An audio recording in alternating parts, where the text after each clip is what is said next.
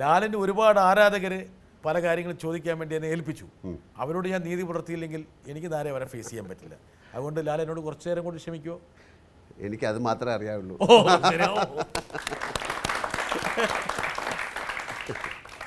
വരട്ടെ.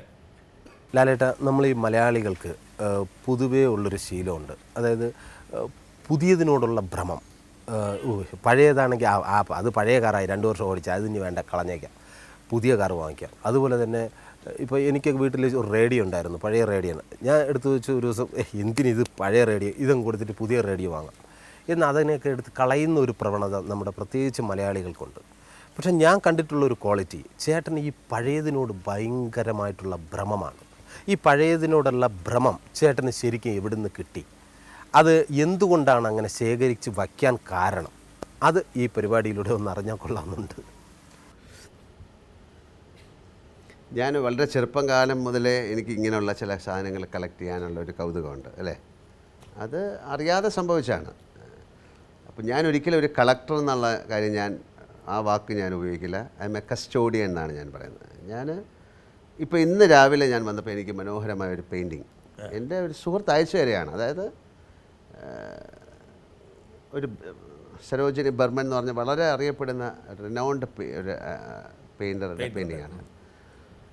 അപ്പോൾ അവരുടെ ഒരു പെയിൻറ്റിങ് ഞാൻ കുറേ നാൾ കണ്ടപ്പോൾ ഇതുപോലൊരു പെയിൻറ്റിങ് എനിക്ക് കിട്ടിയിരുന്നെങ്കിൽ ഞാൻ ആഗ്രഹിച്ചിരുന്നു. പക്ഷേ ഇതൊന്നും അറിയാതെ അദ്ദേഹം എനിക്കിന്നൊരു പെയിൻറ്റിങ് അയച്ചു തന്നു.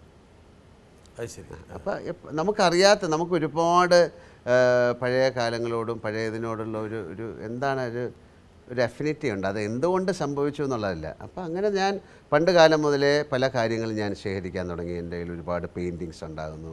അല്ലെങ്കിൽ അപ്പോൾ ഞാൻ ആലോചിക്കുന്നത്, ഇത് ഞാനൊരു കളക്ടർ എന്നുള്ള വാക്ക് ഞാൻ അതിനെ ഉപയോഗിച്ചത് ഞാനൊരു കസ്റ്റോഡിയനായിട്ട് മാറുകയാണ്. ഞാൻ കുറച്ച് കാലം കഴിഞ്ഞാൽ ഇവിടെ നിന്ന് പോകും. ഇത് ഈ ആൻറ്റിക്സ് എന്ന് പറയുന്നത് അത് ട്രാവൽ ചെയ്യുന്നൊരു സാധനമാണ്. അത് എൻ്റെ കയ്യിൽ നിന്ന് വേറൊരു സ്ഥലത്തേക്ക് പോയി കുറേ നാളിരിക്കും. അത് കഴിഞ്ഞാൽ അത് വേറൊരു സ്ഥലത്തേക്ക് പോകും. അങ്ങനെ ആ യാത്രയിൽ കുറേ നാളായിട്ട് എൻ്റെ കയ്യിൽ ഇരിക്കാൻ നിയോഗിക്കപ്പെട്ട കുറേ കാര്യങ്ങൾ എനിക്ക് കിട്ടുന്നു. അതൊക്കെ ചില്ലറ വിവാദങ്ങൾ ഉണ്ടാക്കിയിട്ടുണ്ടല്ലോ. ഒരുപക്ഷെ ഒരു കാലഘട്ടത്തിൽ ചാനലുകളിൽ തിളങ്ങി വന്നിരുന്ന വാചകം ലാലിൻ്റെ ആനക്കൊമ്പിനെ കുറിച്ചായിരുന്നു. അത് ഇപ്പോൾ ഇങ്ങനെ ചോദിക്കുന്നതുകൊണ്ട് പറയാം, അതിനെനിക്ക് ലൈസൻസോ കാര്യങ്ങളോ ഒക്കെ ഉണ്ട്, അത് സബ്മിറ്റ് ചെയ്തു, അത് വേറെ കാര്യങ്ങൾ. പക്ഷേ അതൊരു വലിയ വിവാദമാണെങ്കിൽ ഞാൻ ചോദിക്കുന്നു, ഇത് ഇപ്പോൾ ഇങ്ങനൊരു ചാനലിലെ ഒരാളെന്നുള്ള രീതിയിൽ ഞാനൊരു കാര്യം ചോദിക്കുകയാണ്. തീർച്ചയായിട്ടും ചോദിക്കും.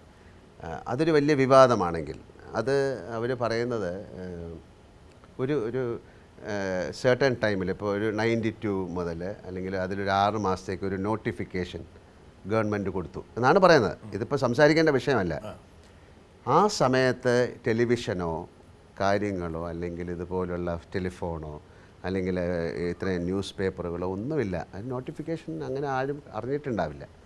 ഒരുപാട് അമ്പലങ്ങളിൽ, ഒരുപാട് പള്ളികളിൽ, ഒരുപാട് സ്വകാര്യ ശേഖരങ്ങളിൽ, ഒരുപാട് ആൾക്കാരുടെ ഇതുപോലുള്ള ഒരുപാട് സാധനങ്ങൾ ഇരിപ്പുണ്ട്.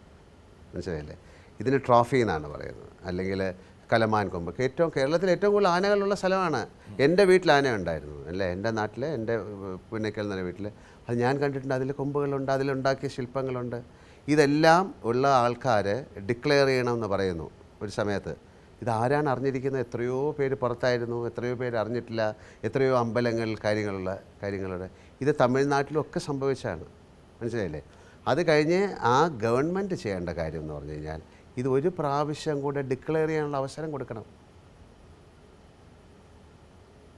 ഇപ്പോൾ കള്ളപ്പണം ഒരുപാട് ഉള്ള സമയത്ത്, അല്ല ഒരു മിനിറ്റ്, കള്ളപ്പണം ഒരുപാട് സമയത്ത് ഗവൺമെൻറ് ഇത് ഡിക്ലെയർ ചെയ്യാൻ, ഇതിനെ നശിപ്പിച്ച് കളയല്ല വേണ്ട. ഇതൊരു വലിയ ആർട്ടാണ്, അല്ലേ?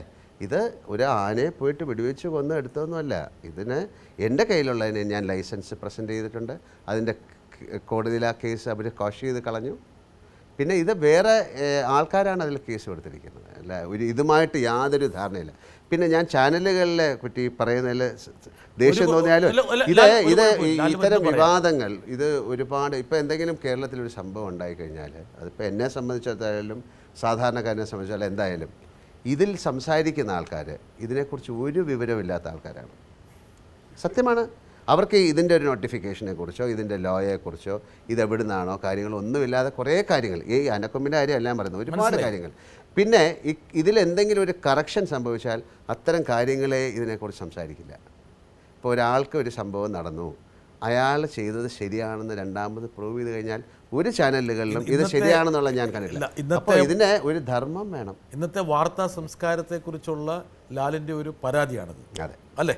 ഞാനത് പൂർണ്ണമായും എന്നെക്കുറിച്ച് മാത്രമല്ല, എൻ്റെ കാര്യം പോട്ടെ, എന്തൊക്കെ മോശമായ കാര്യങ്ങളാണ്. അത് ഏറ്റവും ഇപ്പോൾ ഫോർ ഒരു എക്സാമ്പിൾ, ഒരു ഇൻകം ടാക്സ് റെയ്ഡ് നടന്നപ്പോൾ അതിൽ സംസാരിക്കുന്ന ആളെന്ന് പറഞ്ഞാൽ അവിടുത്തെ ഇൻകം ടാക്സ് കമ്മീഷണറെക്കാട്ടിലും അതിനെക്കുറിച്ച് അറിവുള്ള രീതിയിലാണ് സംസാരിക്കുന്നത്.